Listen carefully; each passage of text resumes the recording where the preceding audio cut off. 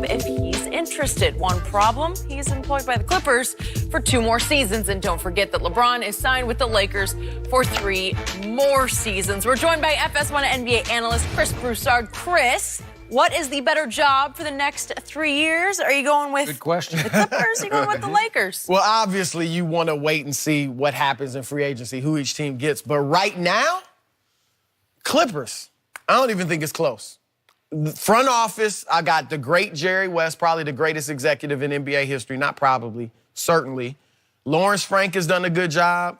Mike Winger, who they brought over from Oklahoma City with Sam Presti. By the way, Doc lost his personnel decision making. And that's when, and I thought Doc did a really bad job when they had their big 3, DeAndre Jordan, Blake Griffin, Chris Paul. Couldn't even get him past the second round.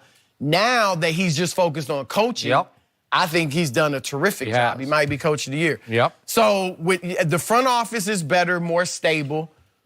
Genie's a fine owner, but Steve Ballmer is a really good owner. He's going to spend money. You know, he's enthusiastic. That's $38 billion. He got money. He got plenty to burn. And then when you look at the rosters, which is key, that team has a bunch of hungry, hardworking role players who know who they are. They're not trying to be the stars. And I think if you get Kawhi Leonard, which most people think they will, they become Toronto.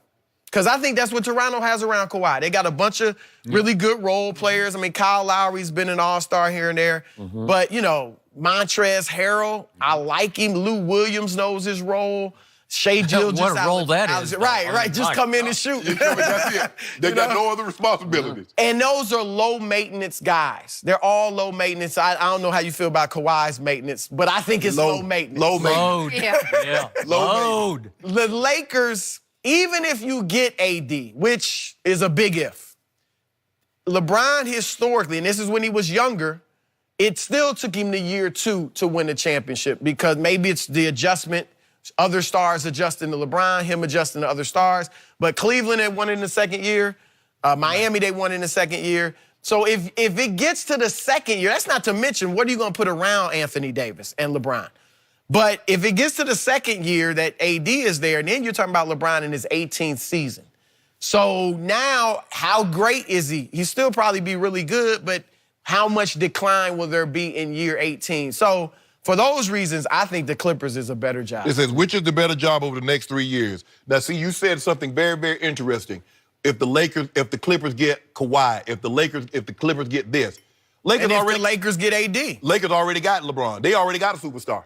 Still don't look very good right now. They don't look very good right now. But right now, over the next 3 years. Year 17, you feel 18. comfortable saying that Clippers will have a better record next year?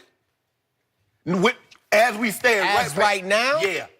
I think the Lakers, if they don't add anybody, they're making the playoffs. Exactly. But I like that. But I'm talking about championship. Yeah. I think the Clippers is a better job. The Lakers just on pedigree alone is a better job. Of course, on that. For me, I think LeBron will be able to attract. Now, whether or not they can get Anthony Davis, see, I still, what's going unnoticed is that we losing these games and our percentiles of getting old Zion, we march. I thought we wasn't talking about who we getting. What else would you do? Since you did that, and we gonna package it. So now you got Zion. Yeah, we gonna package it. Yep. Package old Zion and those 3 young players for Holiday and AD. That's what we gonna do for y'all Pelicans. That'd be interesting. That's what we gonna do for them. And guess what, Skip? We gonna be somewhere cutting down the nets. Do they cut down the fantasy now? You getting Zion? Hey, come on. Do they cut down the nets in the NBA? We might. Well, we might. Start? Okay. Lakers is the better. Now, I would love to have Doc Rivers. I think this would be LeBron loved guys, the coach that played the game. Doc played like 15 years. Doc was good. And he won a championship as a coach. So now most players, not all, most players have the utmost respect for guys that played, coach, and won. That's why Phil Jackson, that's why Pat Riley, although they were not great players, they played and they coached and they won titles. There's something to be said about that. So with that being said, I would love to have Doc. I don't see the Clippers letting him out of that deal, but the Lakers always going to be a shining star. So this boils down for me to one question and one question only. If you are Doc Rivers and you are 57 years of age and you have coached as a head coach for 20 straight seasons, that's a long grind.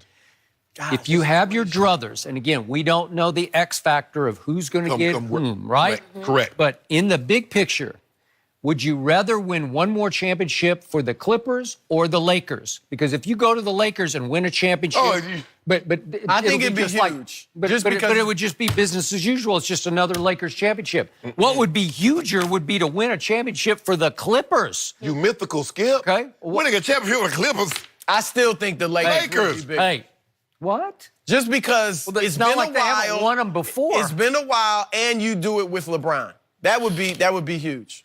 Okay, this is just me. I wouldn't wish coaching LeBron on any coach because I think it's really hard. It can be really good. Even if he likes you. I know. It's just hard. He is the drama king. It's just nightly. It's just wear and tear on your emotions because you have to take the bullets for him when he's in a bad mood. You have to just stand up there and take it from the media. And Luke Walton has done a great job of keeping a stiff upper lip this year. He hasn't cracked one time. I haven't seen him crack. Prior to this year, he was the winning king. Okay. All right. Well, that's fine. But now back to Jerry West. There's one man in all of pro basketball I do not bet against. I learned a long time ago. Jerry West helped build the Showtime Lakers and then the Shaq Kobe Lakers. And then he went to Golden State and he helped build these Warriors. He did. He was instrumental in it. And in between, he took a couple of years off and he went to Memphis and won Executive of the Year in the NBA in 2004. That's how great he is. He has 8 rings as an executive. Only one as a player. He's the logo. I don't get it, but somehow he's still the logo. But whatever. He lost 8 too. Okay? He did. It's a different criteria back then. This man has executive genius about him. And all of a sudden, Steve Ballmer's got him, and Doc is lucky to have him overseeing. Again, he's not hands-on, like you said, Lawrence Frank, but all the big picture decision-making, all the picking of the players, all the drafting of the players, that's all coming from Jerry West. I'm not going to bet against him. And if I'm Doc, I'm saying, I'm going to hang in here because not good things are about to happen, great things are about to happen. They just traded their best player, and I thought, well, that's the end of the Clippers this year. Tobias Harris goes to Philly, and what happened? They took off. They're going to lose their first-round pick, which they don't seem to value because they are going to go ahead and make the playoffs. They're on an astounding run. Everything is in place, and I disagree with you. If you want I know this is like the impossible dream, but if the Los Angeles Clippers won a championship before LeBron's Lakers did in the next 3 years, I know that seems, but we don't know how the chips are going to fall. And if they got number 2 up in Toronto, if he came to LA and Jimmy Butler came with him, then maybe you start to have something. If KD leaves Golden State, you don't know what might happen. There's all types of openings for the Clippers. You know, it could be Kawhi and KD. There's talk around the league that they don't. Oh, here we go. Yeah, look out. That those two may not want to play together. What about Kyrie? It could be Kawhi and Kyrie. Why you won't say Kyrie and LeBron? Because I don't think Kyrie wants to go back and play. I think they're friendly now and they're cool, but I don't think he wants to go back and play there. I just don't see it. But Kyrie's starting his own media company. He's got those same aspirations. Now, he could learn under LeBron, but he could want to come to L.A. and do it himself. Here, if the Lakers, the guy, with all due respect to Doc, the guy they really should be trying to poach from the Clippers is who you said, Jerry West. Yep. Jerry wanted to go there. He would have been happy to aid Magic. I know, this feels like a spite move almost, like I'll go to the Clippers and I'll show you. They didn't want Jerry West, believe it or not. But wasn't that and that would help. LeBron would have the utmost respect for Jerry. Not that he doesn't have it for Magic and those guys, but he would have the utmost respect for Jerry West. I don't know. The thing with Doc, remember, Chris Paul loved Doc. He wanted Doc. He made sure the Clippers could get Doc, and then they fell out. You know, so I don't know. It's going to be interesting. I loved when Doc was We on just the have a little show. temporary setback. We had a momentary setback for a great comeback. Okay, just remember, LeBron is not getting any younger. I can't He's just tell. not. I can't tell. Well, I can. I can't tell. You know what they should do? Put him next year, he'd just be a regular small forward. I think he could lead the league in scoring or challenge it. Would he be happy with that?